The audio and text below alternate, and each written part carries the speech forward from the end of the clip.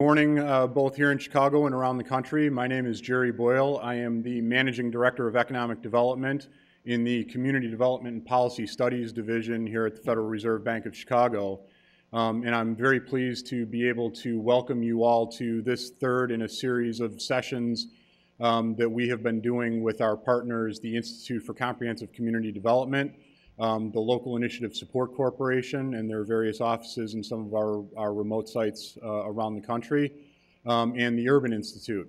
The remote sites, for those of you here in Chicago, include our Federal Reserve banks in Boston, Minneapolis, and San Francisco, and our Pittsburgh branch of the Cleveland Federal Reserve Bank, and the Houston branch of our Dallas Federal Reserve Bank. So welcome to all of you around the country as well. I am not going to spend a lot of time trying to do any stage setting here. I think a lot of the information that you might need to know about the conference series that this is a part of is in the packets that were passed out here at this meeting. And we have some great speakers to start us off, and we actually have a very pleasant addition to the agenda with our first speaker. We actually have two representatives from the White House who are joining us here today, and I'm going to very quickly turn it over to them. So I'd like to take this opportunity to introduce Don Graves, who is the Deputy Assistant Secretary at the Department of Treasury and is also the Director of the White House, the President's Jobs Council. And joining him today is Jonathan Greenblatt, who is Special Assistant to the President and is the Director of the White House Office of Social Innovation. I'm sorry, I keep bungling that. So with that, if Don and Jonathan could join us, thank you.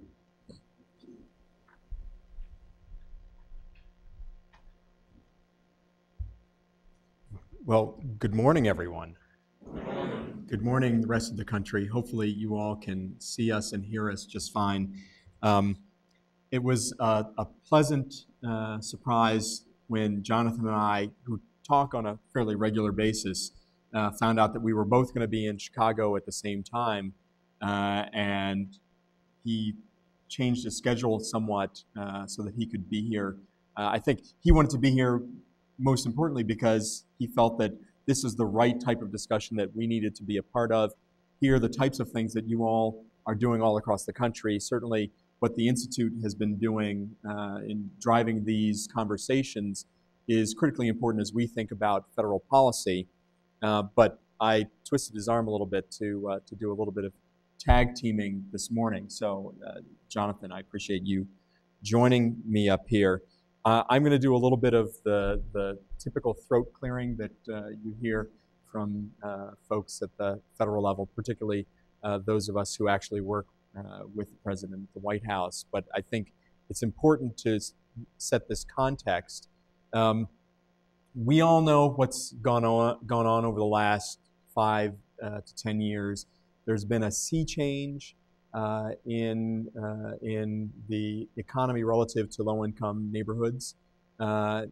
Sea change in all of our neighborhoods across the country, but it's had a significant and fairly negative impact in most low-income communities.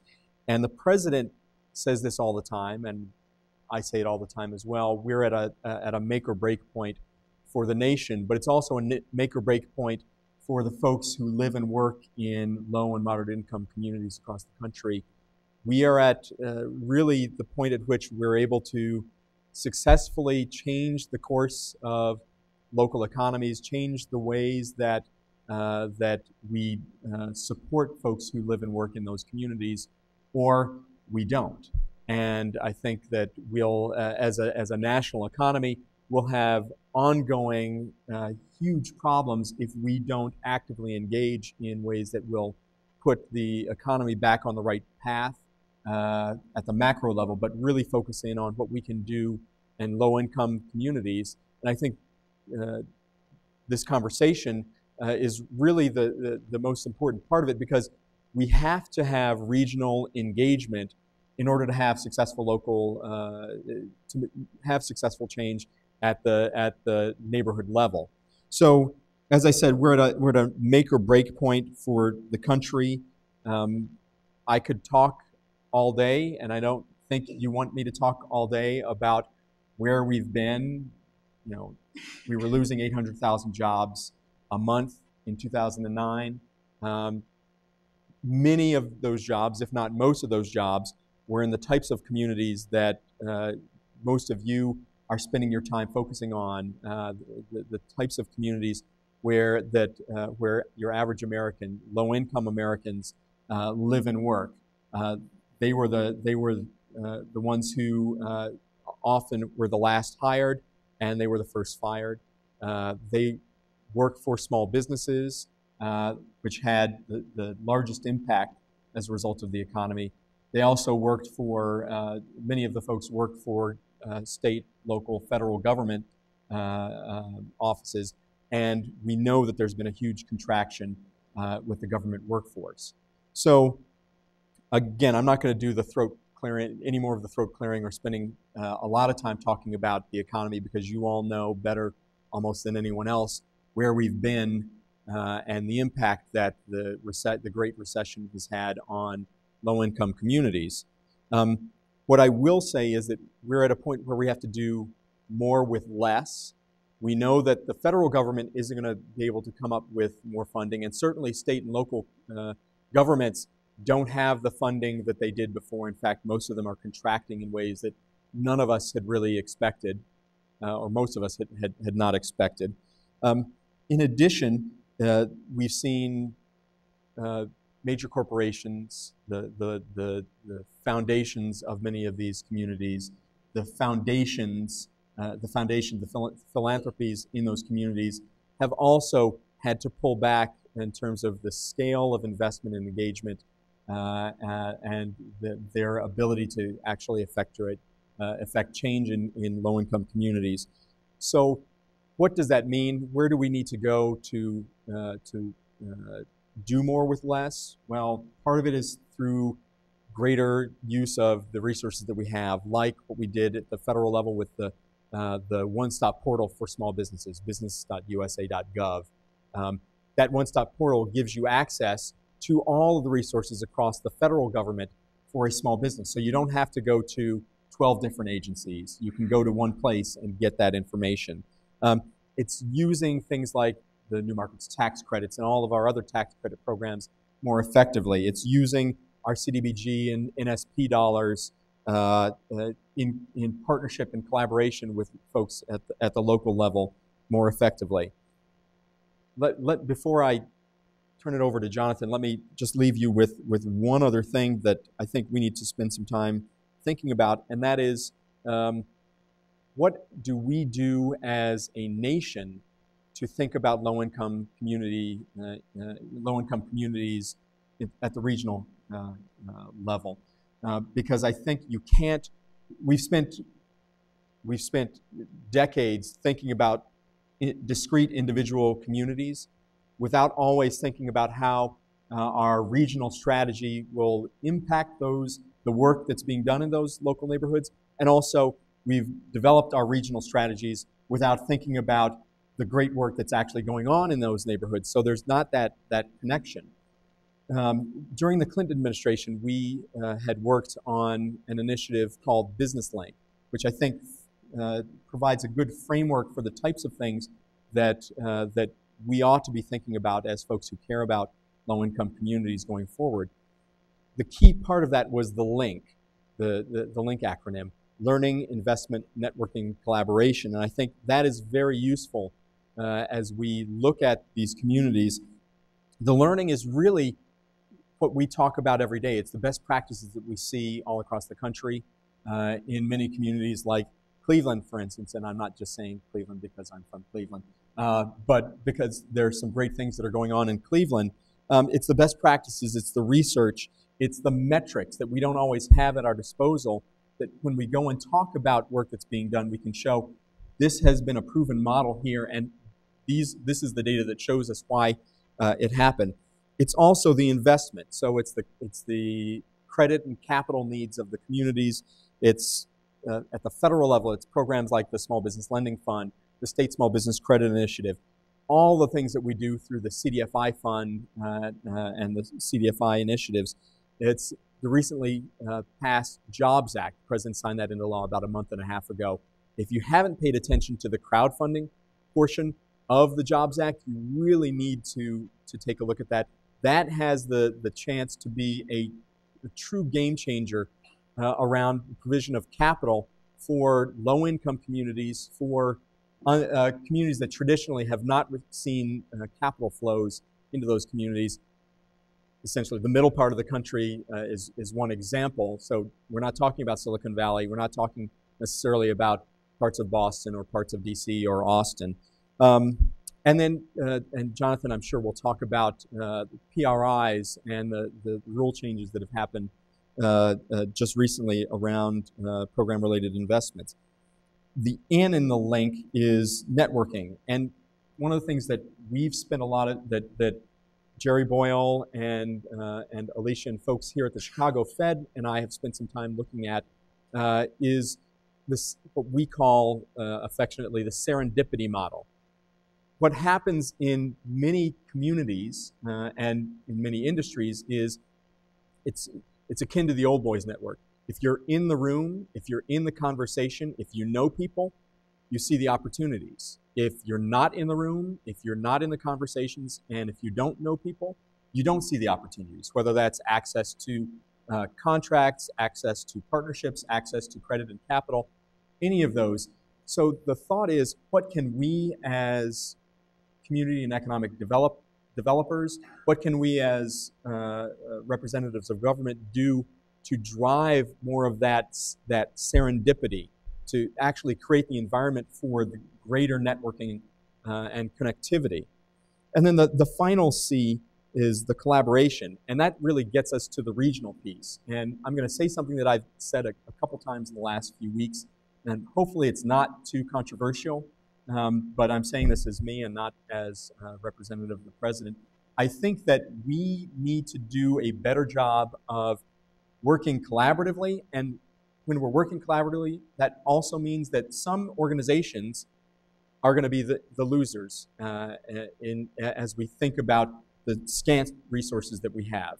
So we have to do a better job as leaders in our respective local communities of picking a strategic direction and then bringing the right organizations at the neighborhood level together that fit under that strategic direction, and then making the hard choices. And this is what the president has talked about a lot for the nation. It's making the hard choices for the long term for our country. We have to do the same thing at the regional level. We have to decide what are the real key needs of the community, and what are we going to do to drive the community towards a specific set of strategies. And as I said, there are going to be losers. We have to, one organization may not get the use of NSP dollars or CDBG dollars, but that's okay, so long as it's part of a broader strategic vision that you have the entire community buying into. So I've talked longer than I wanted to before bringing Jonathan in. So Jonathan, thank you for joining me. Well, let me thank...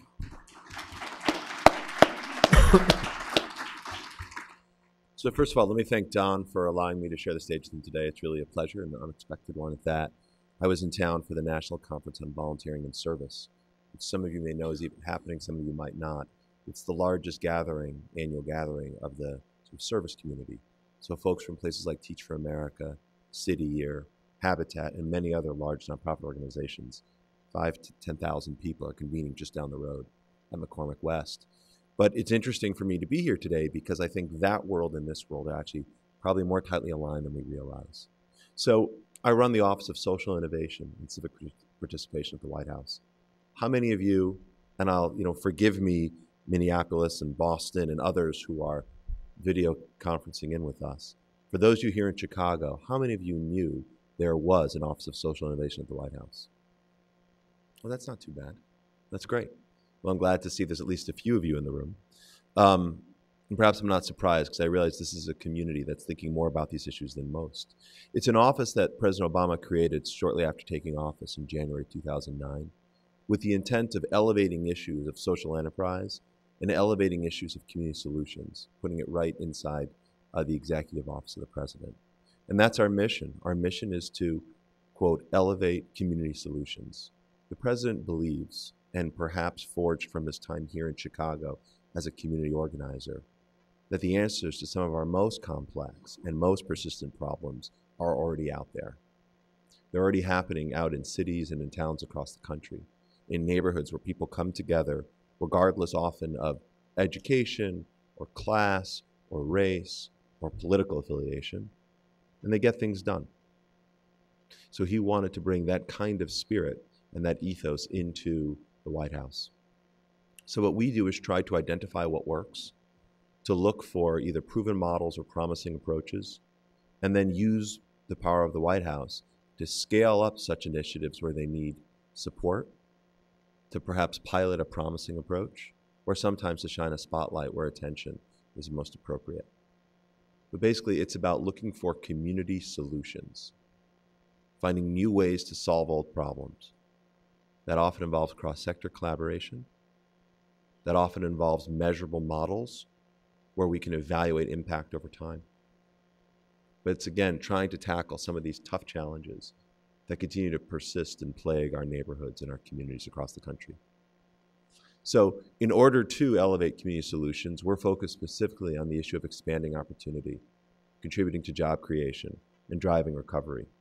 You know, as Don said, there has been some progress, which is good, but not nearly enough. And there are challenges on a day-to-day basis with the erosion of the middle class and the challenges for small and medium-sized businesses of all stripes, but particularly in underserved communities, to get access to capital. So it's an issue we think quite a bit about. In order to expand opportunity, my focus is particularly on that bridge between where the nonprofit and the business worlds come together. And this is particularly important. You know, I don't know if folks in the room realize, but the nonprofit community is interesting in a few ways, one of which is it is that safety net. At a time when government, as Don said, has less resources, the demands on our nonprofits are actually increasing. And charitable giving is also flat to down, depending on what studies you look at. So they are in a particularly difficult situation, and yet we know they provide vital resources to cohere our communities. So we're very focused on what we can do to support this field, not only because the safety net matters, but because we also see the nonprofit sector as an economic engine. It's the third largest employer in the United States, driving $800 million of economic output every year. That's almost 5.5 points on our GDP. And 95% or so of those nonprofits, they're operating on annual budgets of $1 million or less. So they look and they feel and they act very much like small business. And they can be found up and down main streets across the country. And we know that economic recovery doesn't start on Wall Street, it actually starts on Main Street. At the same time, we're interested in not only supporting the nonprofit set, but really trying to support and strengthen business. The kind of businesses that have the objective of not necessarily just being the best in America, but also the best for America. Businesses that imbue what the president has talked about. You know, in his speech in Kansas that he gave last December, where he sort of laid out his vision of an economy that was built to last, President Obama, he said that American business leaders need to understand that their obligations don't just end with their shareholders. And we know that that's true. We know that these values of fairness that he talks about are fundamental to our long-term prosperity. Maybe not prosperity that you measure on a balance sheet, but certainly prosperity that we know in our hearts and that we see in our communities and in our neighborhoods and our storefronts all over the country. To build the kind of places where we grew up, where we want what we want for our children and our grandchildren. So in my role, I'm very focused on this notion of how do we construct and support, through the provision of financial capital, stronger communities. And we think about this vision of stronger communities being powered by business and nonprofit working together as an impact economy. An impact economy, which you might think about in some ways as a parallel to the export economy. Think about this for a moment. Our export economy, which drives trillions of dollars of value each year, there's a long-standing bipartisan consensus on both sides of the aisle, because we know that businesses that engage in exports pay comparatively higher wages, they create more competitive firms, and they create broader sort of societal benefit. Well, we believe that businesses that drive impact, these are businesses that think about environmental and social issues in a consistent way. They measure and report on it. It's part of their ethos. It's part of what they do. We believe that these businesses that drive impact, just like those that drive exports, they generate more shareholder value, they create more competitive value propositions, and they create better environmental and social benefits for the communities around them. I think many of you know these businesses. They're operating in your communities today. So we've taken some measures to support these kinds of companies. You know, Don mentioned this State Small Business Credit Initiative, which I think really exemplifies this.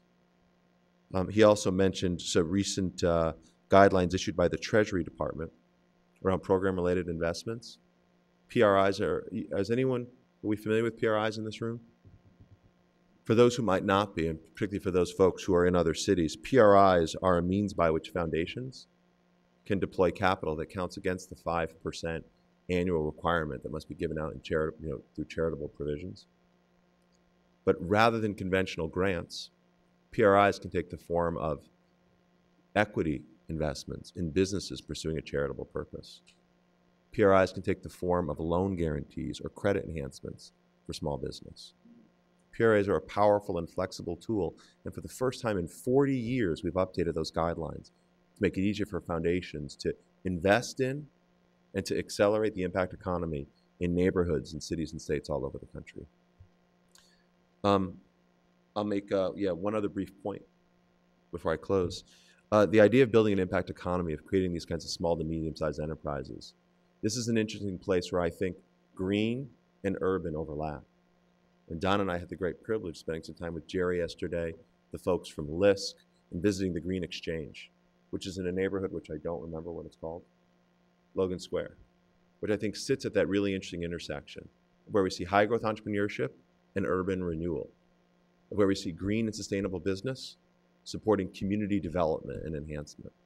So this is a world that needs to come together. And the President is committed to seeing that continue to blossom. And we'll try to do our part to explore this and help it to continue to grow. Thank you.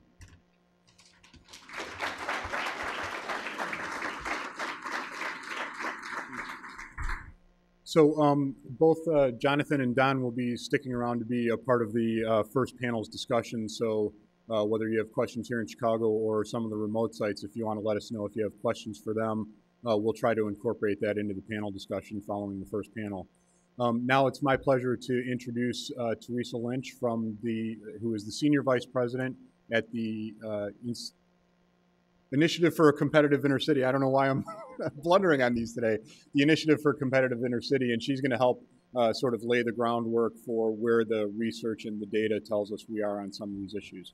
So Teresa, thank you for joining us.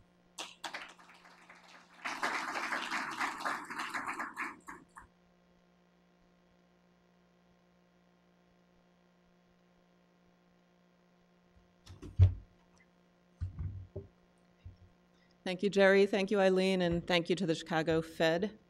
A lot of what I am going to say is going to be in perfect accordance with Don's comments, so I think we're both probably happy about that.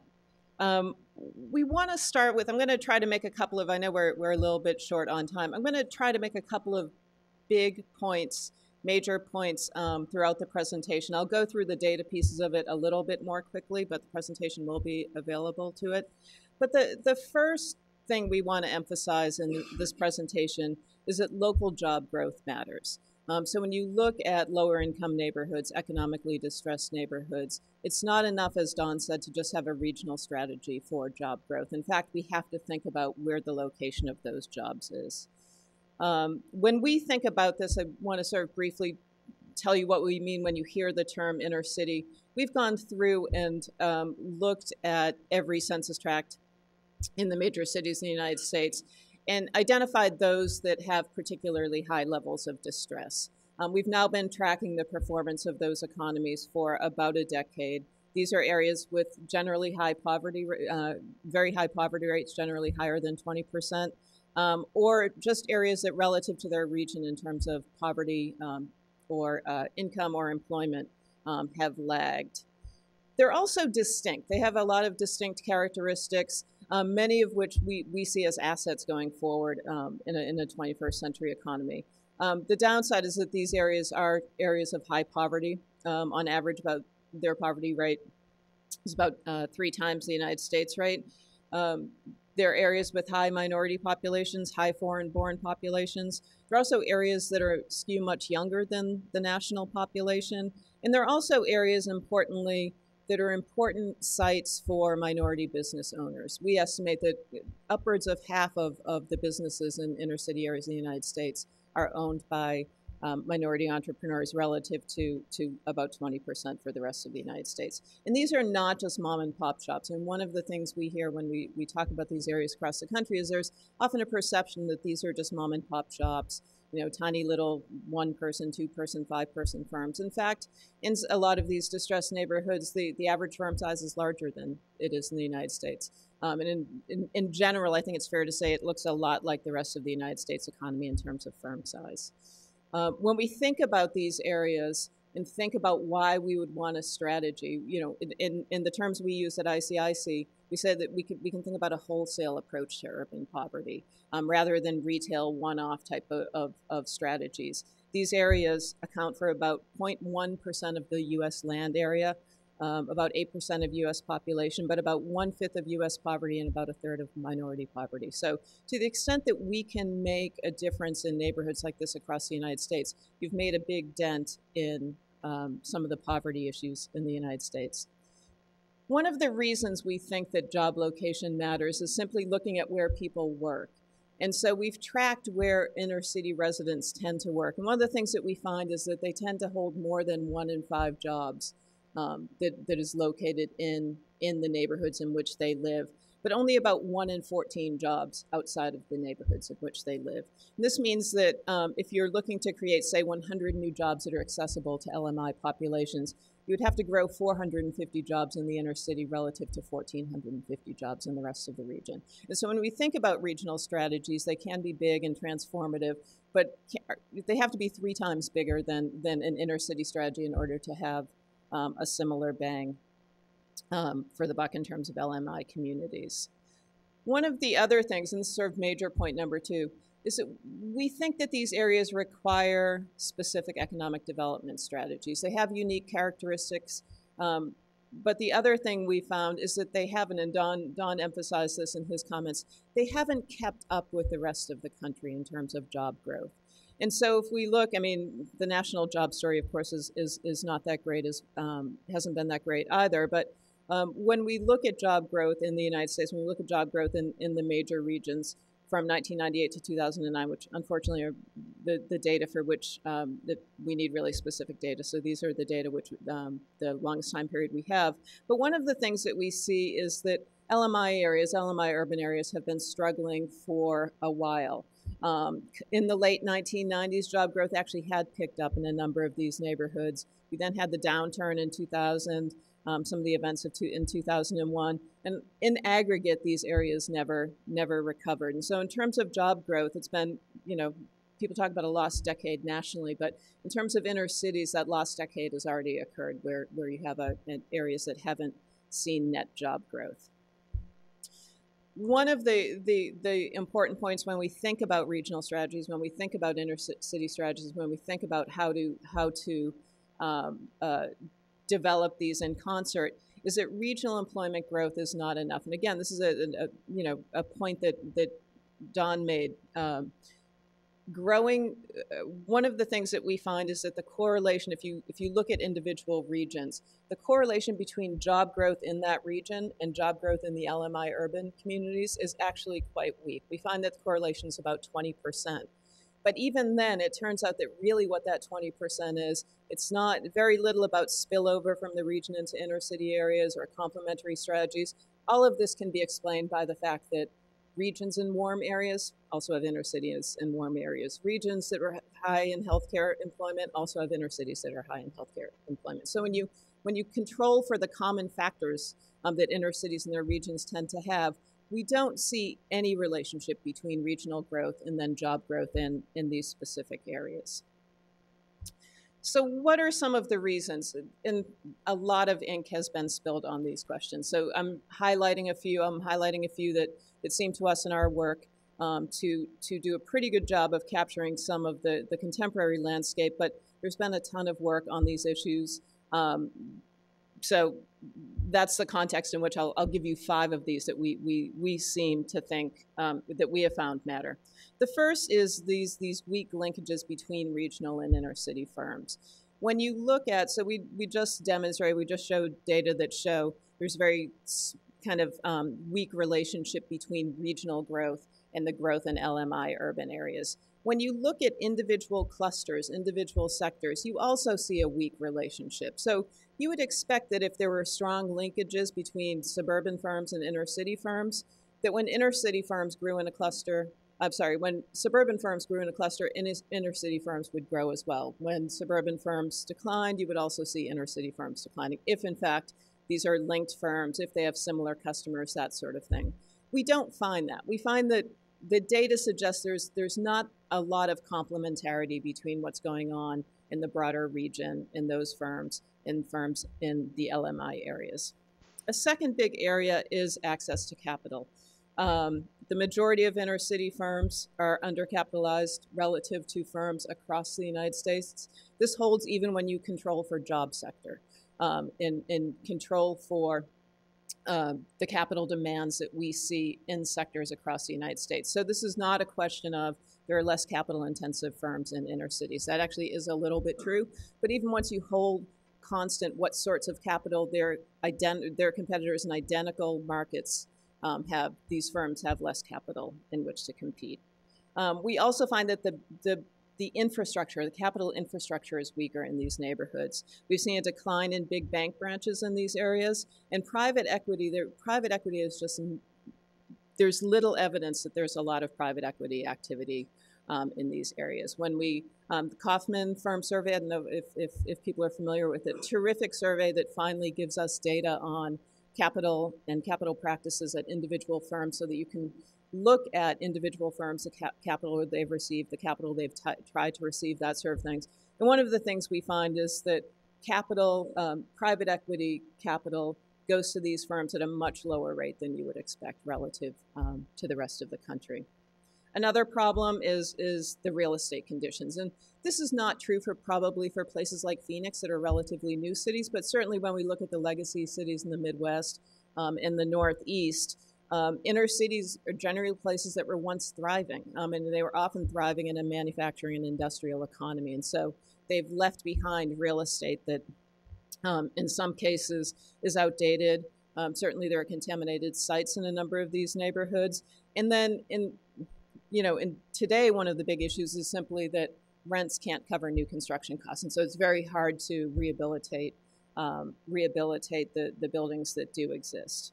Poor infrastructure quality also matters. When we look at, unfortunately, there are not great data on this nationally, but the one data set where you can compare actual infrastructure quality in inner cities relative in LMI urban areas relative to the rest of the country is on bridge quality. And we find that about 40% of inner city bridges have been deemed deficient, which is about 60% higher than the national average. And when we look at growth in the clusters that would be most affected by low infrastructure quality, things like transportation, distribution, and logistics, we estimate that overall inner cities lose about 2 to 3% of their total job base based on infrastructure quality. So that matters as well. And then firm characteristics matter as well. And this is, it's inner cities are interesting. They do receive less capital than other firms in the United States on average. But one of the reasons they receive less capital is because they are often home to entrepreneurs who don't have great personal wealth.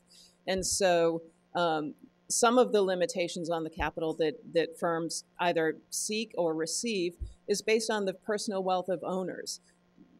This matters because it tells us that inner cities are not just problems to be solved. They're also huge opportunity areas for the entrepreneurs that are there. And many of the entrepreneurs that are there and have lower wealth coming into, with which to compete, see inner cities as a great opportunity. Rental costs might be lower. You have strong minority-owned business networks, things like that. So these are not just problems to be solved in inner cities. They're great opportunities for the entrepreneurs who are there. So how can we promote job creation in LMI areas, especially in the context of some of the regional strategies in the United States? We'll start with regional cluster strategies. We've thought about some really specific ways that you might be able to link inner city firms into these broader regional strategies. The first one we would say is the types of clusters that you decide you're going to focus on. So regions say, where can we get the most successful job growth? Where can we get the most successful export growth? That sort of thing. When we identify regional specializations, they're often not the same specializations as LMI urban areas, which have distinct assets. And so the first thing we would say is that when you're selecting clusters, make sure that your cluster selection methodology isn't biased against inner city areas. You certainly want to emphasize those clusters that matter most in the region, but when you do a full scan of the clusters that you've selected, you should make sure that some of these are clusters that have a strong presence in inner city areas. A second one I would say is to expand the focus on export clusters. There's a good reason that we focus on export clusters, especially at the federal level, and that's that we don't want to be promoting one region growing at the expense of another. Right? With the export clusters, the idea is that it's regions gaining ground in international markets, and so it makes a lot of sense. And as Don mentioned, export clusters, great wages. You want as many of them as you can get. But about 70% of the economy is in something called local clusters. And those are clusters that serve local businesses and serve local consumers. And when we look at the data, interestingly, inner cities often compete well in traded clusters. And where they've struggled more is in the local cluster development. We're going to hear from some of the retail experts in the next panel. In the 80s and 90s, there was a lot of move to getting more consumer businesses in LMI areas, more of these kind of local consumer clusters, things like retail, personal services. One of the things we're looking at ICIC in terms of thinking about job growth in LMI areas is these local business-to-business services. Inner cities don't get their share for a lot of reasons, but these are they're firms that can be located in a lot of places. They serve regional markets. They tend to have jobs that are accessible to people who don't have college degrees. So we want to, when we think about clusters, not close the door after we look at the export clusters. We want to broaden it to look at the local clusters. On information, I think generally it's just taken as a given when people do regional cluster strategies. We would suggest that investing in cataloging assets, economic assets in LMI areas should be part of cluster strategies. Cluster leaders, as in most things, we tend to look at the leaders who are out there, build on the relationships that already exist. One of the things that you'll want to do to get inclusive cluster strength is to incentivize a broader group of leaders, to incentivize stronger linkages between regional and inner city firms. And then on the support activities, a lot of the cluster approach really looks at factors that are external to firm walls. What are the changes in markets? What are the opportunities? What are the technical needs? What are the education and training needs? That sort of thing. Inner city firms have challenges that require investments within the walls of the firms to overcome some of the capital issues, overcome some of the business development issues. You don't want to confuse business development and cluster strategy, so I don't want to take this too far, but I think when you're doing cluster strategy, you do want to think about what are the ways in which we can help the firms we want to grow with this cluster, and not just say whatever goes on within the walls of the firm is external to cluster strategy. In terms of capital, again, this is an area where a lot of people have done a lot of good work on this, so we're just going to highlight a few things that we see. One is the location of financial institutions. One of the things the data show, and again, the Kaufman data are a terrific source for this, is that minority-owned businesses often don't go to banks out of fear of rejection, and this happens at much higher rates than non-MBE firms. Foreign-owned firms often feel a cultural distance from financial institutions that make them engage less, and so the physical presence of these financial institutions, and then the hiring by these financial institutions of locally, from people from the neighborhood, people that the businesses feel comfortable working with. This would help a lot on the capital side. Scale successful models. There are capital providers who have done a good job of getting loans out, getting capital into LMI urban areas. SBA is actually a great lender to the MBE community and to the inner city community. When we look at SBA lending rates within inner cities, they're actually quite high. It's limited by the amount of lending that SBA can do overall, but they've done a good job of getting loans to inner city firms. We'd like to see more linking of strategies by the capital providers in LMI areas. We would suggest that they step back and look at what the broader city or regional cluster strategies are and say, how can we lend in that space? Capital providers are often specialized in the spaces that they'll lend in based on what they know, their comfort level, that sort of thing. But some alignment here about putting capital into growing strategies and aligning it with regional growth strategies would also be helpful. Address the information gap. We thought, maybe no one else thought it, that we had solved the information gap with all the great work on LMI areas and assets in the 1990s. We haven't. People will still tell you we don't know enough about the firms that operate in LMI areas. Private equity will still tell you we can't find deals. Service providers will still tell you we don't have great information on the firms that exist there. This is an area where the federal government can lead, and I think has been moving in that direction of thinking about how much more information can we release and keep the confidentiality requirements in place. And it turns out you can probably release a lot more information. So this is something that needs to go forward in terms of LMI assets. And then capital and growth. I just told you all these reasons you should get capital to firms, but I think we also need to invert this paradigm. The answer too often when we think about business growth in LMI areas is how do we get capital to these firms? But some of these firms are naturally limited in the amount of capital they should absorb because of the wealth of the owners or the preferences of the owners in terms of how much capital they want to absorb. So I think we need to stop always asking how do we get capital to these firms and say how can we maximize the growth of these firms given the amount of capital that they have. And I think this is an area that hasn't been studied enough. Just say, we're going to take the capital levels at firms as given. Now, how do we maximize growth around that? And think of some creative strategies there. At ICIC, we work a lot with individual inner city firms. And something like 1/3 of the firms we've honored, these fast-growing firms in U.S. inner cities, about 1/3 of them started with $10,000 in capital or less. So it's possible, and we know it's possible. And I think we need to think about that more systematically. And then finally, just to wrap up, strategies for LMI areas have to build on complementarity with these regional strategies. As Don was mentioning, the country has been undergoing a kind of realignment to the demands of global markets, the endless and the speed at which the global economy changes. The region is the level at which we're going to address that question. LMI areas are not, or any small geography is not going to be the place where the United States kind of redefines its role in global economies. And so we understand that regions matter to cities.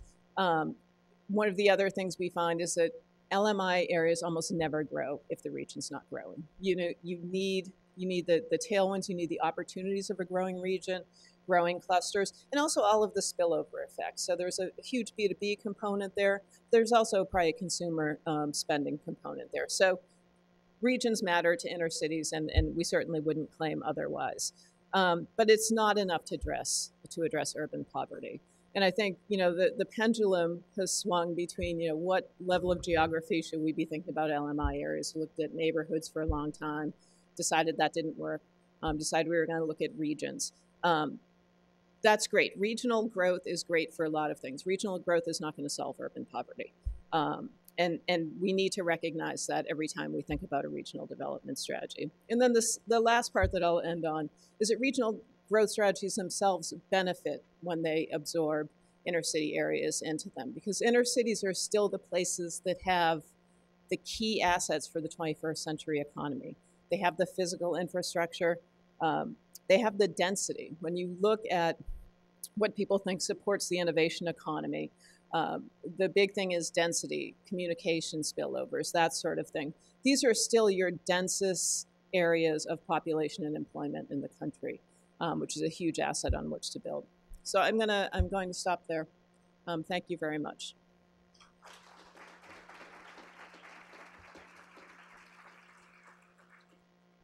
Thank you, Teresa. And once again, Teresa will be joining the discussion with the first panel. And while I'm doing this, if I could have the members of that first panel come up to the front table. I do want to take a moment to let the people at the remote sites in particular know, because we're running a little bit behind, I think we're going to extend this first panel from 12:15 to 12:30 Central Time. We'll add an extra 15 minutes here because I think we're about to really get this discussion cooking.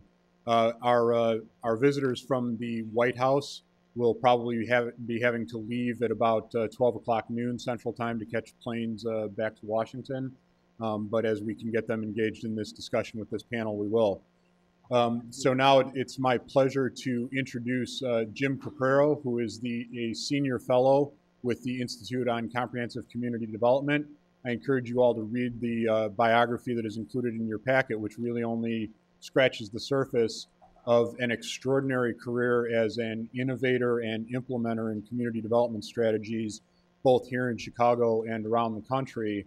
And I'm glad that he was able to take this opportunity to moderate our panel for us, so I look forward to the discussion. Jim? Well, thank you very much. And before I introduce the panel, I'd like to ask a question of the audience, both the audience here and the audience on the remote sites. I see Melissa, I see Reverend Tolliver. How many people here are from neighborhoods? Raise your hand. Keep your hand, oh, a lot. And I'd like folks, keep your hands up. I'd like the folks in the remote sites to raise your hands if you're from a neighborhood. And I want everybody else whose hands are not raised to take note of whose hands are raised, both here and in the other sites across the country. Okay, please put your hands down. Now, I'd like to ask how many people here are involved in this work at the regional level? Raise your hands. A similar number of people. Now, those who are in neighborhoods, keep your hands up. You know, we've got the Fed. Robert, U.S. Bank is all over the region. Okay, come on, we got to get you to come out of the closet, all right? Raise your hands up. Now, everybody look at these folks. Earlier, our representatives from the White House talked about serendipity in the Treasury. Complexity scientists would say that, this is, by the way, called the principle of emergence, that new things only emerge when relationships are created. So I will tell you, we have luminaries on this panel. We had great speakers earlier. I'm going to think about the facts that Teresa, for a long time, I'm going to think about that. But I personally will measure the success of this market panel by how many of you meet with each other. If we're going to link low-income neighborhoods to the region, then people in low-income neighborhoods have to meet with people who are working in the region. Doesn't that make simple sense? And so I will measure the future success. This will be a great event. We'll all learn a lot. We'll all go home, and not very much will happen unless you in Chicago, you in Dallas, you in Boston, you in San Francisco take note of the people who raise their hands. Find somebody you don't know. We have Metropolis 2020 here. We have Bob Weisbord, who is our luminary on analyzing clusters. And the importance of clusters was just presented to us. Bob from RW Ventures, who is working with World Business Chicago, who has a great report summary in here. And so it's all about creating these future relationships. The only reason all these folks traveled here to Chicago is to activate us. And if we don't become activated, if we don't create new relationships that cause new linkages, that cause economic benefits to flow to places they don't normally flow, then this will just have been a nice day where we learned some stuff, but won't have a whole lot of impact in the places we all care about. So if everybody agrees to do this, please say, I do. I do. Okay, thank you very much. I'm going to do two little personal things. I'd like our representatives from the White House to tell The president, the first lady, and Valerie Jarrett, we all said hello from their hometown. We don't get to see them very much. We see them a lot out here. One other personal thing, and Jarrett told me I should do this, so it's on him. He's from the Fed, and we're in his house. Sitting way in the back is the person who traveled here the farthest, a woman named Claire Gagne, who is my niece, who just in the last month incorporated the Maui Community Corporation and is looking for a career of community development work out there. And I don't know if there are any regional folks from Maui here, but you'll find them when you get back, right? Okay. And so let's get now to the work of the panel. Linkages. In 1971, I was a CTA bus driver. And I used to drive from Archer and Harlem downtown, 4 runs, an hour down, an hour back, an hour down, an hour back. And the buses after midnight, the buses were dead, right? I'm driving at 9, 10 o'clock. But after midnight, the buses are full and nobody's speaking English. People are speaking Spanish, people are speaking Polish, nobody's speaking English. And when I drove 47th Street and 59th Street and 55th Street, at certain times, folks who were in what we now call the Bronzeville area were going to Midway Airport because they were the security guards. The folks who were not speaking English after midnight were the folks who were cleaning the Fed and all the other office buildings here. And it was that transportation linkage to the downtown service sector. Up and down LaSalle Street, it's the financial service sector, for instance. It was that transportation linkage that actually caused income to flow in the neighborhood. So earlier we talked about export. I'm going to kind of bring the level of export down. Those neighborhoods were exporting labor to downtown. Just like Chicago companies and other regions compete for national markets and export outside the country. Guess what? In 1993, we opened the Orange Line, connecting Midway Airport to Chicago, and now at scale, we could do what Joel Bookman's neighborhood did on the northwest side, Melissa's neighborhood on the northwest side, where they have the Kimball and Lawrence L stop for the Brown Line. And that Brown Line becomes the transportation system to export labor to the labor market downtown. You don't believe it's huge, just look up at all of these buildings, okay? And so creating these linkages is what it's all about. And we have the honor, the pleasure to have 5 panelists. So I've talked way too much already. I'm going to stop now. I'm going to go to the panelists who are doing absolutely incredible things. I'm going to introduce you in the order that you're in my notes. I hope you don't mind. It's not quite the order that we're sitting. But first I'm going to go to G. Lamont Blackstone. And I will say, well, we have G. Lamont Blackstone this morning, and we have David Baum this afternoon, or in the other panel. They are real estate retail developer luminaries. A long time ago, a mentor of mine said, it isn't the genius who can give you the 100 reasons why it can't be done. It isn't the genius who will tell you why the supermarket will only go on 4 acres with parking that's surface under a standard format, and who cares if there's a big blank wall on the commercial street, because that they don't care about display windows, they don't want them. It's the genius who figures out how to make something work in places where everybody else say it will fail. And our panelist this morning has a track record of doing that over and over and over again, including the largest grocery store in Manhattan, which is in the neighborhood of Harlem. Like I said, we have real luminaries here this morning. You've heard Don Graves. I won't introduce Don Graves because Jer introduced Don Graves a little bit earlier. Maria Rosario Jackson was introduced to me by Chris Walker from National List this morning as the be-all and end-all when it comes to culture, arts, and creativity. And she's traveled here from ULI. I assume you're in Washington, D.C. Or the Urban Institute, I'm sorry. The Urban Institute, I assume you're in Washington, D.C. And she's going to talk to us about how arts and culture is important in this economic linkage between neighborhoods and the regional economy. We have India Pierce-Lee, who I've known for 100 years. And, you know, India is now with the Cleveland Foundation, and she's done a lot of things between her start and now, but I'm going to go way back to the start where she was a CDC director, like I was a CDC director for 35 years, which is kind of where the rubber meets the road in our work, right? Um, and and so thank you, India, for coming. They're doing the Cleveland Foundation is doing some of the cutting edge, innovative work to try to figure out how to corral the purchasing power of large institutions like hospitals and universities, et cetera, to create economic opportunity for low-income people in inner cities. Did I get it right? Yes. Yeah, I did. Okay. And then we have Teresa Lynch, who's going to join us. I won't introduce Teresa because she had a great introduction a little bit earlier. And so with that, we have some questions here, and questions will come in later from you and around the country. But I'm going to go to, I am going to go to Maria Jackson. I'm going to ask Maria Jackson, why pursue arts and culture as an economic development strategy for low-income communities? What kind of promise would it have? So, good morning. Good morning.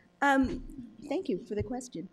I would like to do two things this morning. One is stretch our thinking of our understanding of arts and culture and get us to think about neighborhoods, why you love them, and why it is that people would want to be stewards of them. And I think often when we think of arts and culture as it connects to economic development, typically what comes up is the creative class idea that was propelled by Richard Florida about 10 years ago, which I think is a good idea. And the premise, for the most part, has been that places that have character, personality, arts businesses, and arts amenities are places that attract people with disposable income who will help to lift the community as a whole. And I think that's a fine idea, and it's a good starting place.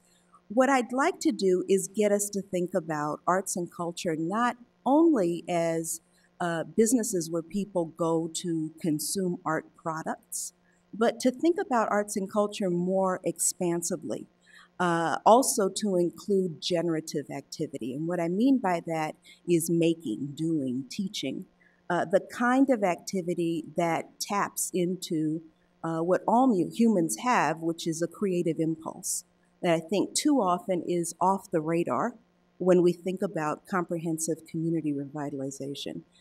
Typically, we think about, okay, if we're going to include arts and culture, how do we include opportunities for people to consume it? We don't often think about how do we include opportunities to stimulate the generative capacity of all people.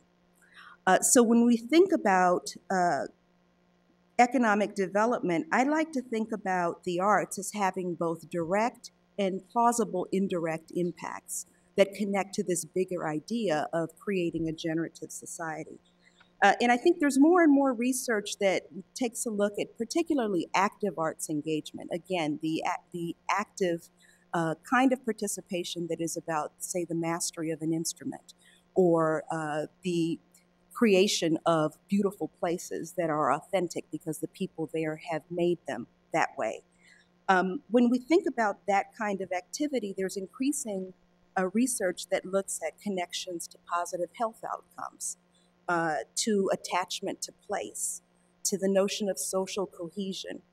And when you think about arts in schools, often to education outcomes for children. So beyond direct economic development, meaning there's a theater now, ka-ching, there's money, there are these other ways of thinking about arts and culture as an inextricable, important and valuable part of a community and what makes for authentic places.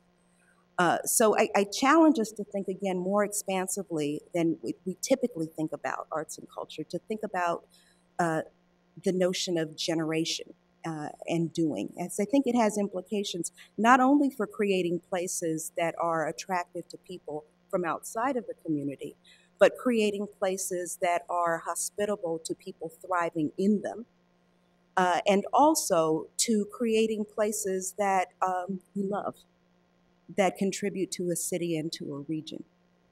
Thank you so much.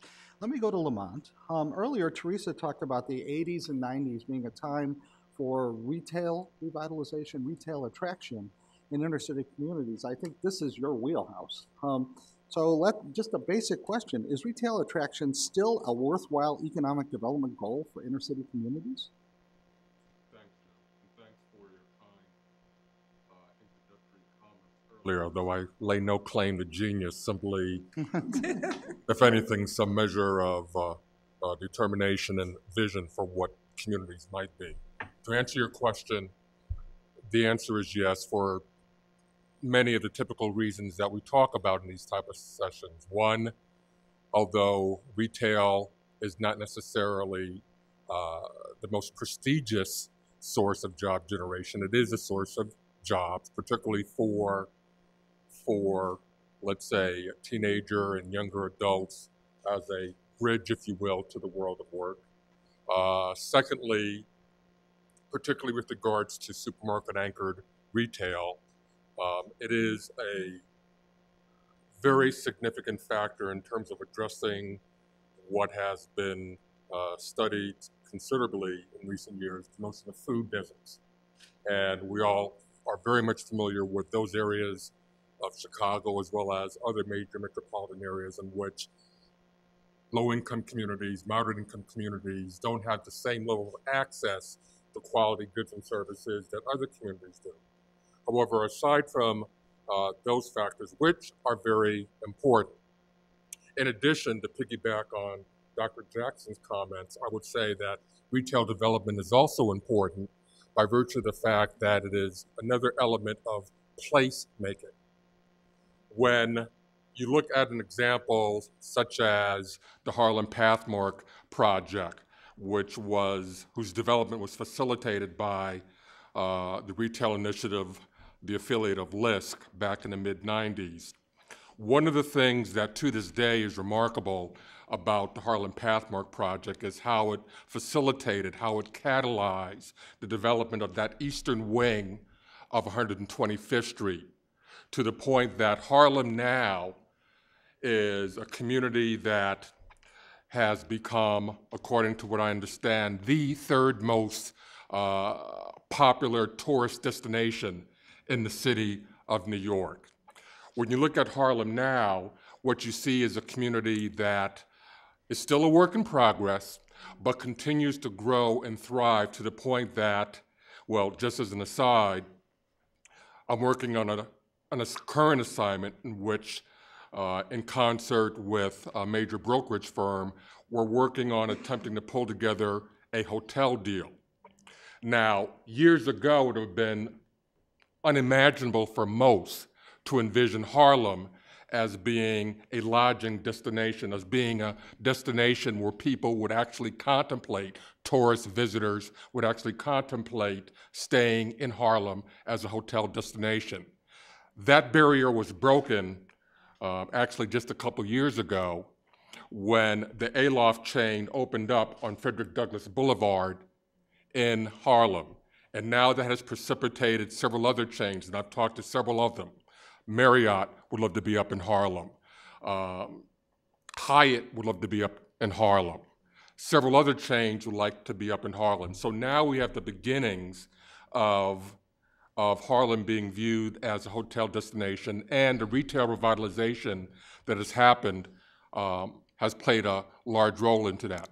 But perhaps not to be so parochial, I am a New Yorker, and you know, I'm a proud New Yorker. It might be useful to go across the country, if you will, and to cite another example. So what you see on screen is another project that was spearheaded by the Retail Initiative, and I was the investment officer who worked on this particular project at the time. What you see is a profile of what has been referred to as the City Heights Urban Retail Village, which again was a project that was developed as a supermarket-anchored retail center, roughly 110,000 square feet. One of the things that I found intriguing about the City Heights project, which was a joint venture that TRI executed with a minority-owned development company, was that this project was cited in what was then perhaps if not the most blighted area of the city of San Diego, one of the most blighted areas of the city of San Diego, and also, quite frankly, one that had a trade area, which is simply retail development lingo, for a market area that was one of the most diverse that I've ever had the privilege to see. A significant Asian population, a significant Hispanic population, a significant African American population, and even a pocket of Russian immigrants. And that particular project, once it was finally executed, one of the interesting things was, I think that perhaps midway, Jim, through the development of the project, there was another site, kitty corner to where the shopping center project was going up, that a developer proceeded on to develop a mixed-use project involving some residential units in addition to office units. So what you're seeing is an example of, again, to piggyback on Dr. Jackson's comments, the notion of placemaking. And successful retail developments can do that for a community in terms of helping to establish a sense of place. Well, thank you very much. In thinking about what you just said, Harlem kind of making the transition between local retail serving a local consumer market and all of a sudden becoming a tourism destination point, which means that it's serving an export function. It means that money is coming into Harlem from outside of Harlem. And I know in the Sweet Auburn neighborhood in Atlanta, Georgia, where Ebenezer Baptist Church is, where Martin Luther King was the pastor, the final resting place, the King Center, has 1.2 million visitors every year. They plan to have about 250,000. And if you think about it, if 1.2 million people leave $10 behind each by buying a meal, by buying some apparel, by going to a historic center, that's a lot of money coming into that low-income neighborhood that local entrepreneurs that Teresa was talking about earlier today can take advantage of. It just increases the market. And culture mixed with local retail can actually give you the base to do that. We have several examples of neighborhoods that are doing that here in Chicago. But let's go on to something new and innovative. India does not look tired, and I thought she would, because I think she's not in Cleveland very much these days. Because I know that she and her colleagues are in great demand. I've been trying to get them to come to Indianapolis and a couple of other places where we've been lurking because of what the major institutions as organized by the Cleveland Foundation are doing to produce economic benefits for inner city people who need them. Do you want to talk about that, India? Sure, thank you, Jim. Well, you know, I think a lot of the work that we've all learned over the years from working in CDC, working in retail and others, you know, is what not to do. You know, we've spent a lot of money, a lot of time throwing money after one strategy after another. And in 2005, under the leadership of our CEO, Ron Richard, you know, he quickly recognized when we talk about regional drivers that our regional economic development lied in the anchor institutions. And in Cleveland, we had the benefit of having all these beautiful, wonderful anchors in a mile and a half circle. Case Western Reserve, Cleveland Clinic, University Hospitals, but also the Museum of Art and 40 other nonprofit institutions. So under his leadership, he began to really individually talk to the CEOs of these anchors, and began in 2005 what is now known as the Greater University Circle Initiative. And what really made this work was really, he went to them and said, we're not trying to change anything you're doing. Let's sit down and just think about how we can work differently together. And what it really, I call it really an amazing partnership that developed, was really getting people to the table that typically wouldn't come to the table, looking at things that are not the really, you know, the responsibility of any single institution in the neighborhood, but also at the same time, which was unprecedented, we had over $3 billion of institutional development on the drawing board.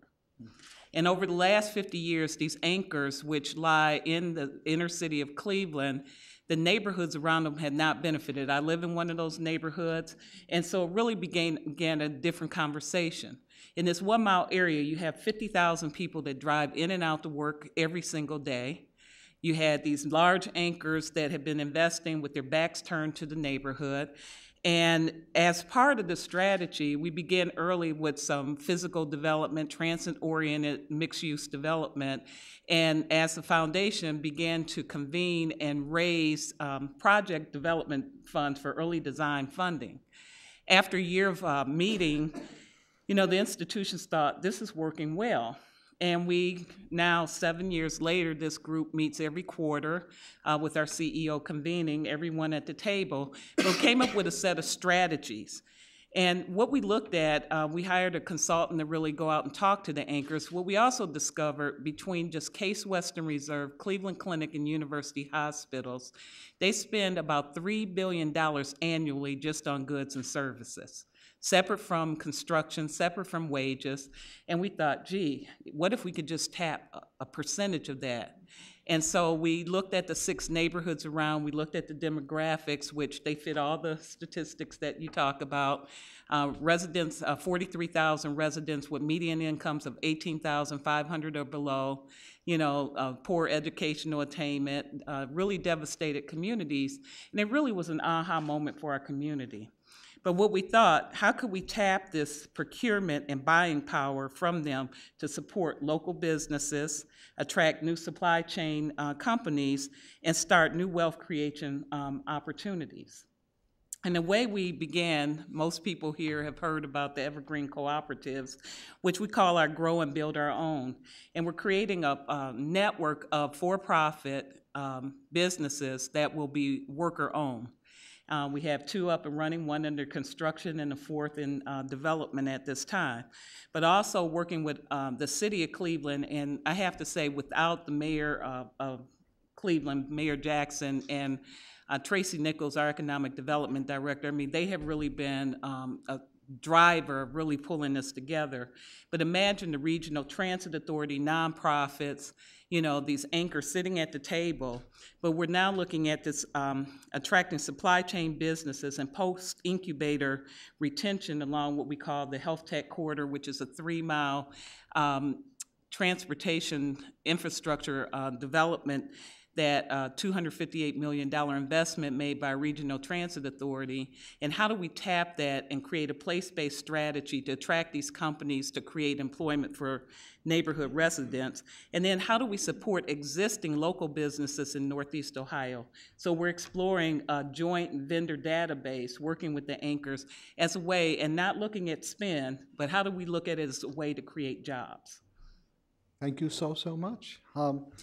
And so our panel is actually extended. It goes around the corner here. And I am going to now go next to Teresa Lynch. Didn't you know you did know? Yep, that's right. Yep. Okay, good. I'm taking notes on this panel. So. And so, Teresa, in your presentation, you discussed several ways to position low-income communities to benefit from regional economic growth. Can you talk now about the specific role that a local, neighborhood-based CDC can play in making this linkage and becoming catalytic in the linkage between generating benefits for the local place that stem from growth in the regional economy? Yeah, I think that there's an opportunity for CDCs, other local players, to understand where the linkages might come in. So we talked a little bit about the regional strategy and the inner city strategy piece. I think having people representing the neighborhood, people who understand the neighborhood well, being in the conversations around what a regional strategy would look like, as part of the, one of the things that we emphasize at ICIC is this information piece.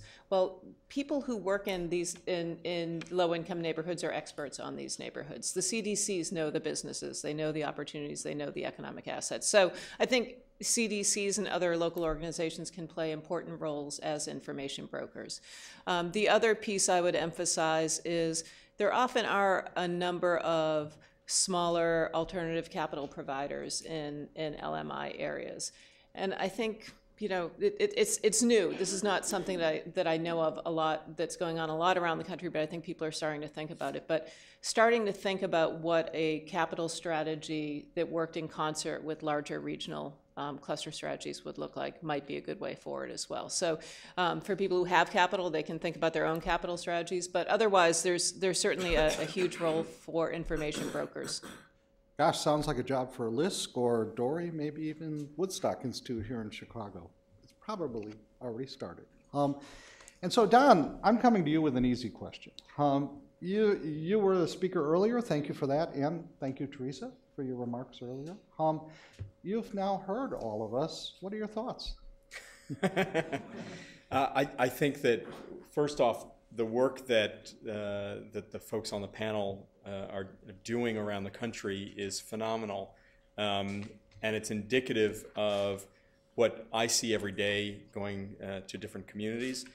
The problem is that we don't see the type of collaboration, the type of engagement in some of these communities, like in Cleveland or like here in Chicago, for instance, that we need to see throughout the country. And you add the additional layer of engagement with federal, state, and local governments. So in addition to having the foundations, the community organizations, the private sectors focused on strategic visioning and planning for communities, making sure that we're utilizing the federal resources, the state and local resources, and also guiding folks that are developing policy in a way that helps to undergird what you're trying to do at the local level. Because all too often, and you know, I don't think that I'm speaking out of turn by saying this, but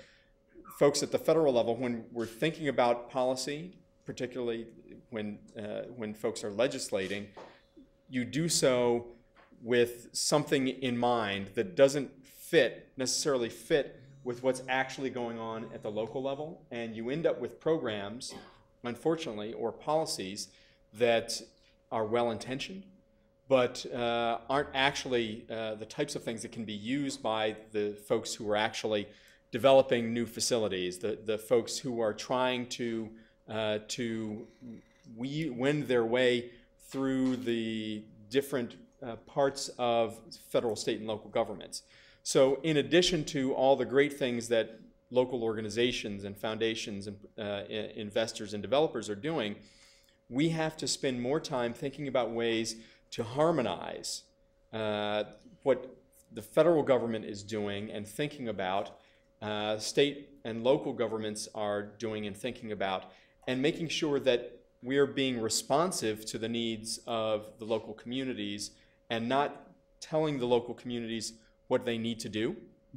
And in addition to that, we need to harmonize the rules by which each of these communities and the organizations within those communities are operating. And we, as Jonathan mentioned earlier, we spent a good portion of the day at a phenomenal facility, Green Exchange, here in Logan Square area, where David, what you all have done, it blew me away. It's the type of development that it shouldn't just be the cutting edge in terms of sustainable development, LEED Platinum certified facilities, in development of new businesses, and I mean you have the what is it, the Inc. 100 #1 firm in Intercity 100 in that facility, and you can't create that without having the right mix of people and the right engagement by the city and the state and federal.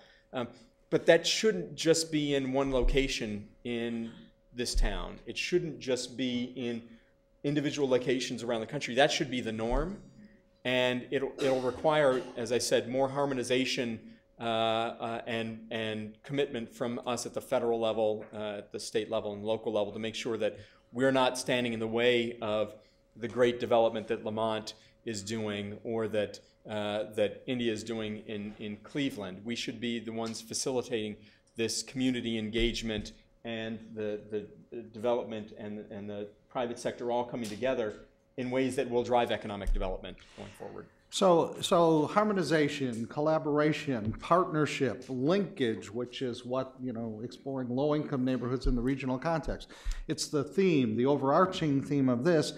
I'm going to ask the body assembled here and across the country and the panel that at the end of this to give me leave to take 2 minutes to come back to this harmony theme, okay? And I noticed that Lamont has something to say, but before we go to Lamont, we have a question coming in from Houston. After Lamont, we're going to open it up to the audience here and the sites. And just one little instruction, if anybody has a question or a comment you want to make, there's a microphone in front of you, and I believe a red button at the base of the microphone. And to be heard here, but also more importantly, to be heard across the country, you have to press the red button when you're speaking into the microphone. So Lamont, you don't have to press a red button. Go with what you were going to say. Thanks, Jim. I just want to piggyback on something that Don had said about the notion of harmonizing the federal government with the needs at the local level. A thought experiment. Under the Department of State, there is an immigration program known as the EB-5 program. And what we've seen over the past several years is that there's been growing use of that program. And if you're not familiar with it, the EB-5 program, which again is administered by the Department of State, allows for investors located in foreign countries who are interested in immigrating to the United States to facilitate the process of obtaining a visa, provided that they invest a certain dollar amount of capital in U.S. communities. And there's a two-tiered structure that provides an incentive to invest capital in certain targeted communities. I would like to suggest that something that would be very worthwhile exploring is looking at how the EB-5 program could be utilized as an economic development tool with incentives with regards to inner city communities, particularly when you take into account that, as Teresa pointed out, in looking at the demographics of many inner city communities, I would argue that many of these inner city communities ought to be viewed as one that would be very friendly, so to speak, to foreign investors. And there could be a very natural fit in terms of looking how we can facilitate those type of collaborations. Great. Thank you so much. And for our first question, we'll go to Houston. All right. The question is, what is a PRI and how can it benefit a nonprofit organization? And then secondarily, for the entire panel, what do our panelists see as the role for for-profit social enterprises in revitalizing communities? And so well, does anybody want to take the PRI one? I can take a crack. Jonathan, you want to come up? Sure. Oh, you can't hear me. Oh, there's a microphone at the podium. Perfect. You can hear me now. Good. Can you hear me now? PRIs are program-related investments, are financial instruments, types of investment that foundations can make. Unlike grants, which are sourced typically from the 5% reserved by the foundation for charitable giving, PRIs are actually sourced from the 95% of capital, the endowment, if you will, that the foundation uses to increase its overall assets. However, the power of the PRI is that it is counted against the 5% that the foundation is required every year to commit to for charitable purposes. So it is sourced from the 95%, but it counts against the 5%. As it's sourced from the 95%, PRIs can generate a return on investment, and such funds then go back into the endowment. PRIs were created about 40 years ago, and just recently the news that Don and I were sharing earlier in the day is that the Treasury Department updated the examples of what would qualify as an acceptable PRI by the IRS. What's notable about this is that PRIs, while a powerful and flexible instrument, have not often been used because foundations have been unclear about what would qualify. So these updated examples have attempted to elucidate for grant managers and foundation executives the fact that PRIs can be used to make equity investments in businesses pursuing charitable purposes. They can be used to provide loan guarantees, credit enhancements, lines of credit for both businesses pursuing charitable purpose or for nonprofit organizations with earned income models and the ability to return dollars back to the foundation. Great. Just maybe to help define some of the terms, foundations have an investment side where they make money to give away, and they have a program side where they give money away. A program-related investment is an investment from the investment side that usually accepts a lower interest rate than they could get by investing it in the stock market, and it's the lower interest rate they consider as their support of an eleemosynary or nonprofit activity. So that's why it has a strange name, program-related investment, because the investment is actually crossing over to the program side. We've got 3 other cities, but anybody here in Chicago have a question? Raise your hand. Comment? Okay, we'll let you kind of. Okay, yes, ma'am. Could you state who? Thank you. Pressing the red button and state who you are. I'm Ursula Phoenix, local here to Chicago. We launched a company, Renewable Energy Resources, which is an L3C.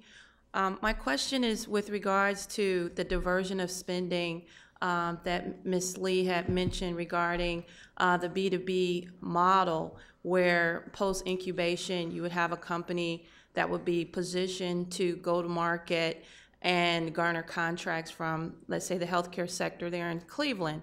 So my question is with regards to every dollar that's diverted to some of the small local LMI corporations takes away from current contract procurement cycle with the current client list for that healthcare sector. I guess my question really is bringing to mind, for every dollar that's diverted, what strategies have you employed to either quiet the upheaval with some of the current companies that are losing business to the LMI corporations? What strategies have you employed other than obviously garnering metrics like when contracts are available, capacity to play in that market for those small corporations and so forth? Well, actually, when we started this, we had a very intentional strategy. And that was when we listened to where the anchors told us there were gaps, where nobody else was already servicing those. So, for instance, when we started the Evergreen Cooperatives, one of the companies that we started was Ohio Cooperative Solar, which is now known as Evergreen Energy Solutions, E2S. Because the anchors are nonprofits, they aren't able to take advantage of the tax credits. And so because we had Ohio Cooperative Solar, they arranged with a 15-year power purchase agreement to install, maintain the panels, and they buy the electricity from that. So we have a very intentional strategy, 1, not to replace existing jobs, 2, to listen to what the anchor needs are, where are the gaps in the industry that we can bring to the area. So we're not trying to, replace anybody. Our goal is to build and expand. And so that's our strategy, and that's what we've done. Thank you to India, and thank you to our questioner. In the queue, we have San Francisco, Pittsburgh, and Minneapolis. So let's go to San Francisco next. All right, San Francisco, the question was specifically to Teresa. To paraphrase, approximately 1/3 of successful inner-city businesses started with 10,000. I missed the name of the study. Can you share that citation with us? And then there was also a brief scenario that we posed to the entire panel. We have an established large IT firm located near a low-income community. How can we guarantee that the benefits of this firm are felt in the surrounding community as a whole?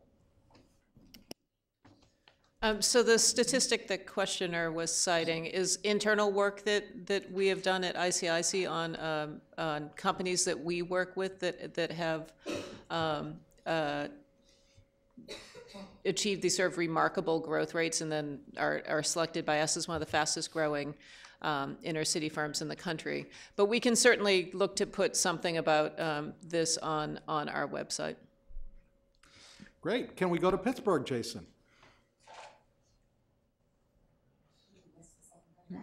Oh, I'm sorry.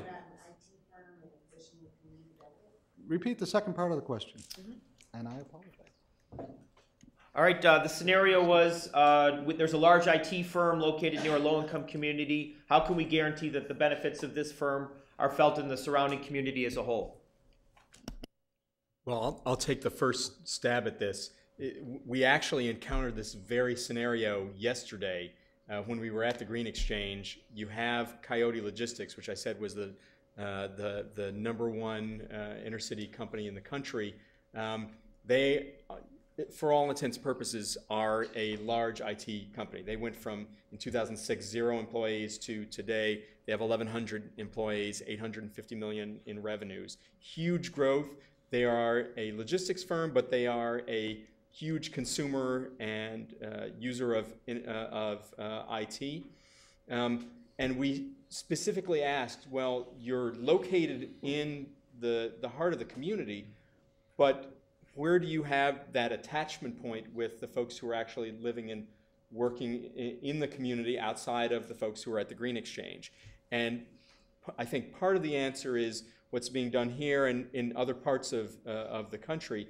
That's being intentional around attraction of employees and as well as the training of folks within the community so that they have the opportunity to look at job opportunities within that company. So it's being much more, it's working more closely with those organizations in the community who are doing the type of workforce development that's necessary to ensure that you have a pipeline of potential employees for that firm going forward. Part of it is also helping to make sure that there are other businesses that will be the suppliers to that firm that are located in that community. So whether it's suppliers of the products and services that are needed for the firm to be successful, as well as the retail establishments that are going to be absolutely necessary for that firm to retain its employee base, because they're going to want to come and work at the Green Exchange. They're going to want to stay in that community. You have the Green Bank, what's the? Green Choice Bank, that specifically located at that facility. One, it's providing access to financial services in a community that I don't know whether it's totally devoid of other financial services, but it's certainly a community that does not have access to mainstream financial institutions the way that other parts of Chicago do. It's bringing in things like a daycare facility to make sure that that folks who are going to be working at that IT company will get the type of support that they need, particularly for low-income communities. Oftentimes you have single parents who are needing to support their family but don't have the type of coverage that they need. Well, by providing an opportunity for daycare, and that daycare being somewhat subsidized through grants and support of foundations and community organizations, you are creating an environment where the entire community can benefit just by the fact that you have this one business locating in that community. It's expanding the economic development and community stability with that one location.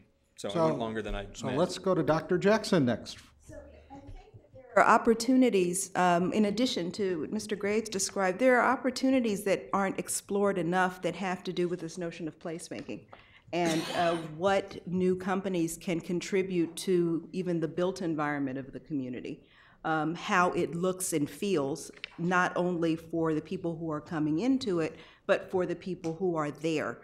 So seeing them as potential resources and collaborators to create communities that are more hospitable and inspiring, I think is an important opportunity that isn't seized enough. Yeah, so I'll note that in the queue we have Pittsburgh and then Minneapolis, but I'd like to call out a theme or maybe even an emerging formula. And the story was just told with Coyote Logistics, but the story was also told by India Lee in Cleveland, and the story was told about lodging and tourism in Harlem and cultural and artistic activities, placemaking that become a destination. And so and it's a simple formula. The formula is this: Coyote Logistics exports all over the country, maybe even all over the world. They bring in money that is not in that neighborhood, or in fact, not even in the city of Chicago. They bring money into their company, but they need to buy a lot of stuff. They happen to buy a lot of IT. In the neighborhood I used to work in, we had Nabisco. They make 22 million Oreos every day. They need to buy labor and steam and electricity and chocolate and sugar to send Oreos all over the world. How much of that we can capture locally will be the key. Down a few blocks from here, we have CNA, a big national insurance company. They sell insurance all over the world. People commute from Northbrook and Oakbrook, those are plush suburbs if you're not from Chicago, to work at CNA, and it's because of the premiums being paid in places like Kuwait that they can pay salaries for people in Northbrook. In Harlem, tourists coming in will leave dollars behind that if we're smart and make these linkages, local people can generate income either by working for the hotel chain or establishing the enterprise that can sell directly to the tourists, or sell directly to the people who are making money from the tourists. The key here is to have that income stream come down into the community. It's a theme that I've seen, anyway, recurring time and time again. We have Cleveland Clinic, a nationally known hospital, bringing customers, patients in, not only from all over Cleveland, but the heart clinic from all over the world, and medical insurance companies and others paying for those medical services. How do we leave more money behind from that cash flow in the neighborhoods that need it? That's the theme that I see coming from this panel on linking regional economies with local neighborhood needs. Let's go now to Pittsburgh. Actually, I covered Pittsburgh. We're switching to Minneapolis. Okay. I'm just going to combine two questions. The first one is, what steps can be taken to work more effectively with the SBA locally? And how can we best increase the number of local residents who are hired by anchor institutions? And what type of federal resources are available to support these efforts? Okay, so the SBA question is first, and my bet is Lamont has thought about this one a little bit. Okay. I defer to Secretary Graves. Do we have a volunteer? I will do my best on this front.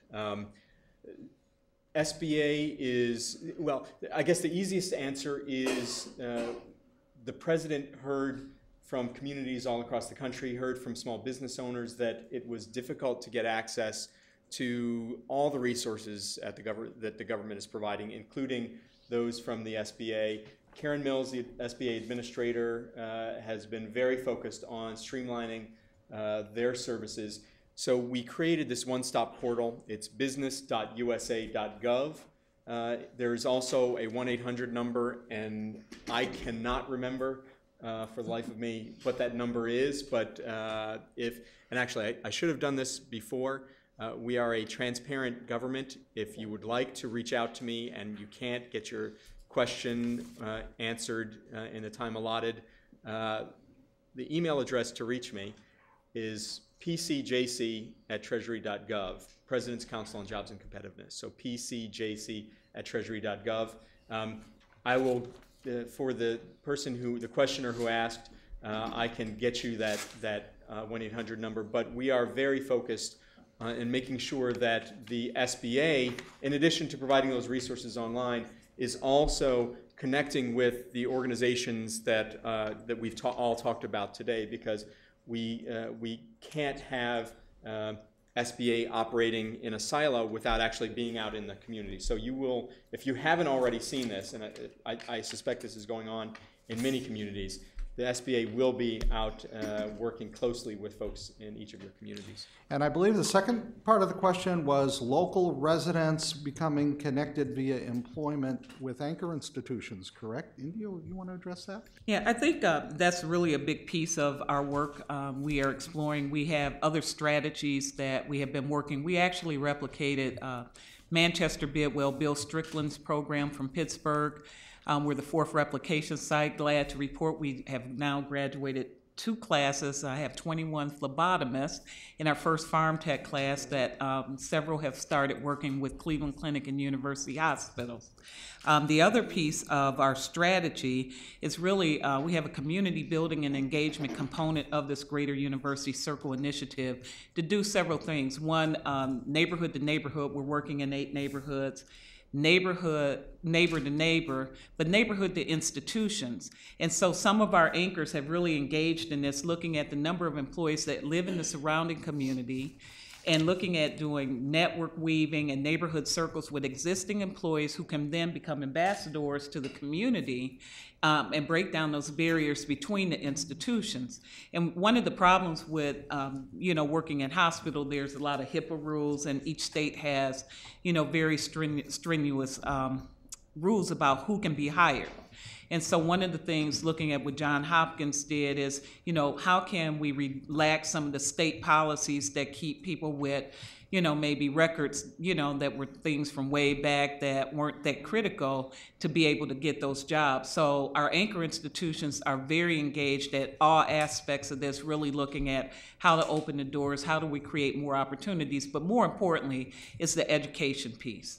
And how and our mayor just took on a really big transformation plan for our schools and really engaging around the school piece and getting youth opportunities early on so that they can engage with the employers for those jobs. Thank you, India, and thank you to our questioners from Twin Cities. Mr. Baum, did you have a comment or a question? Just quickly to press your button. Sorry about that. Okay. Just quickly to add to what India was saying, we had a couple of programs at the Green Exchange that helped in these in connecting people that lived locally with the companies at Green Exchange. And one was pushed by Lead Council, and they worked with LISC, and they got some money from the city to put together a database of people looking for jobs, to connect them to the jobs, help them with resume writing, help them with job training, and basically connecting that loop, right? Just making it easy. Yeah. And the second thing was also with working with Lead Council and with help from LISC is getting an OCS grant. And what that did is provided federal loan funds to businesses at Green Exchange and incentivized them to hire people that were local and low income. And if they hired people that were local and low income, like Rainforest Learning Center and the restaurant, then they could get a low interest loan. So it's a loan, they pay it back, but it's a very, very, very low interest. And so Rainforest Learning Center, I believe, has committed to hire 12 people. I think the restaurant is 13 people, and we can go on. But there was a financial incentive in terms of a low interest loan that allowed them or incentivized them to hire people low income that lived locally. And then we had the other database that was, and here they are, presented to you on a silver platter. So to explain or define the acronyms in that we just had David Baum, for those out of town who could not see the speaker, we just had David Baum, the developer of the Green Exchange, where Coyote and many other green businesses are, received benefit of partnering with a local CDC called the LEAD Council, which stands for Local Employment and Economic Development Council, who was able to bring in qualified neighborhood residents through job training by doing 2 things, I think I heard you say, bringing in city funding to actually accomplish the job training, and also bringing in an OCS grant. That's the Office of Community Services of the United States Department of Health and Human Services. And I don't know what the level of grants are today, but I know many years ago my CDC scored a $487,000 equity grant to build a retail store. And so it's not insignificant money, and it can actually go a long way to aid the bottom line of a real estate developer's participation or a business's participation. Again, it's the harmony, relationships, partnering, and figuring out how to make it work. India. Well, there's one policy issue, though, on the WIA funds. This goes back to, how that can change. One of the problems our anchors have is the way the regs are. You have to guarantee a job in order to use the dollars. So they can't guarantee a job before someone's been trained. And so, that's an issue, a policy issue that needs to be addressed, because they would love to hire, but they can't guarantee employment till the person can work out. So that's a policy issue we've raised with our SC2 team to bring back to the administration. And SC2 stands for Strong Cities, Strong Communities. Right. Yes. Let the record show that both Mr. Graves and Jonathan from the White House were copiously taking notes as India was talking. And so let's go to Boston.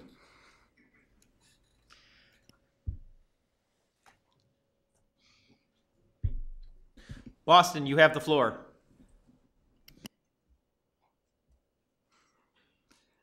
While we're Air between businesses. I don't know if they can hear us. Sorry. Oh.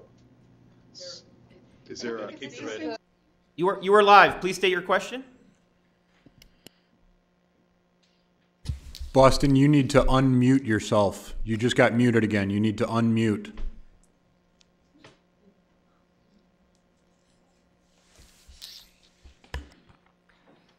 While we're waiting for Boston, let me ask if there's a question in the room. I see Dory Rand from the Woodstock Institute's hand just went up. Dory?